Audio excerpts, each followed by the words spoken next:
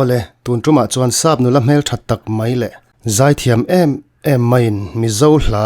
inneih na hla nge ya sak chu kan ngai thladona a phurom to hle mai he video hi lo rei vele trap to a ma se a rei to le to lo lampang kha kan react chan tur ani don lova a poilo tura nga yang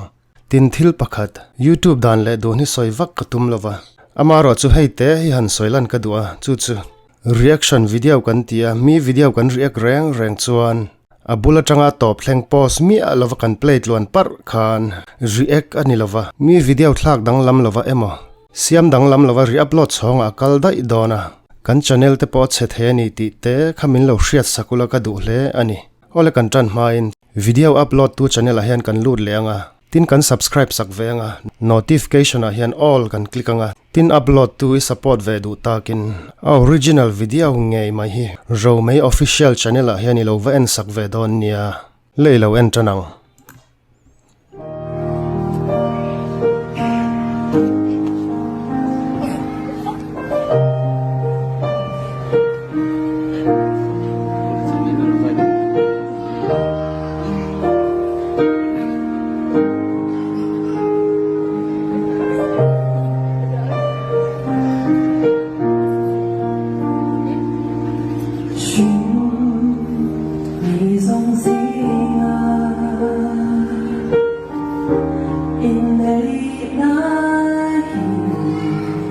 hi van moi tak em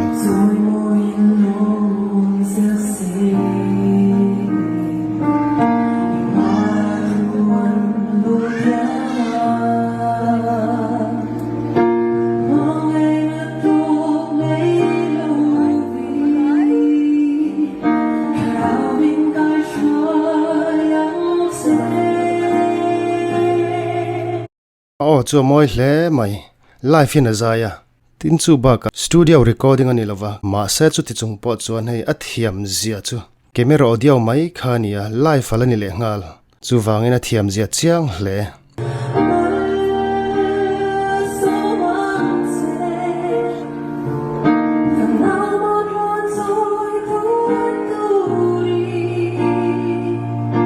slar te po tin na lutuk thiam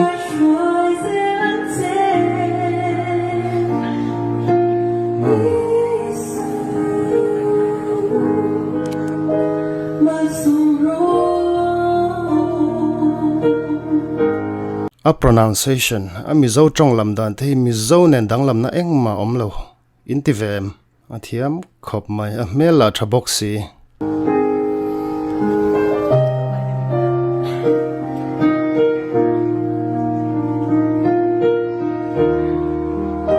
studio thapa ngai record tira chak om hle mai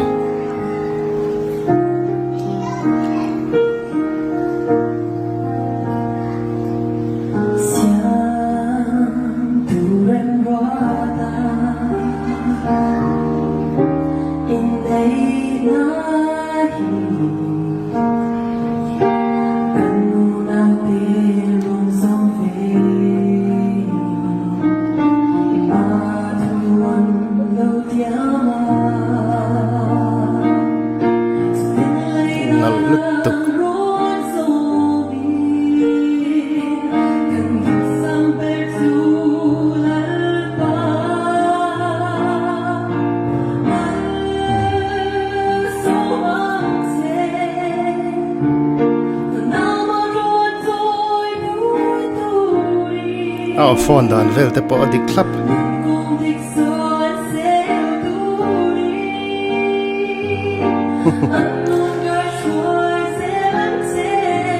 hiam ani o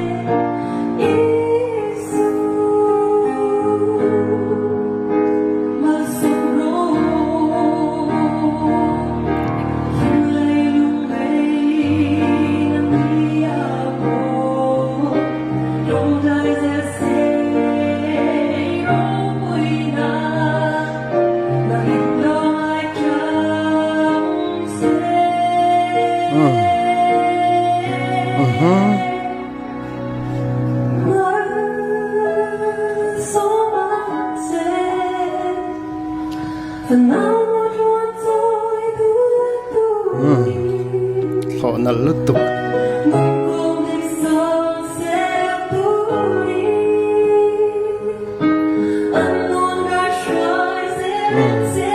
Mizo ngồi ta nè